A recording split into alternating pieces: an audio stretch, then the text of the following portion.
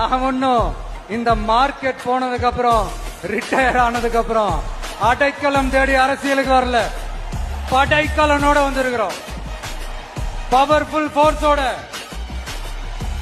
மாபெரும் படை வரிசையோட. நாங்க ஒன்னும் அடைக்கலம் தேடி அரசியலுக்கு வரலங்க, படைக்கலத்தோட வந்திருக்கோம்.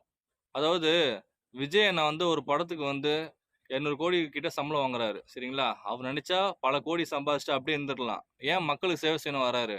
அத்தனை கோடி ரூபாய் விட்டுட்டு பிசினஸ் 1000 கோடி பிசினஸ் விட்டுட்டு வராருன்னா மக்களுக்கு நல்லது பண்ண தான் வராரு, சரிங்களா? அந்த மாதிரி மனுஷனை நம்ம பாராட்டணும், அவர் நம்ம ஜெயிக்க வைக்கணும். அவரு அவர் கண்டிப்பா நம்ம தோக்கடிக்க கூடாது, சரிங்களா? அது இல்லாம சில பேர் அவர் விமர்சனம் பண்றாங்க அப்படி இப்படின்னு. அதனால நமக்கு தெரியுங்க நம்ம அண்ணனை பத்தி.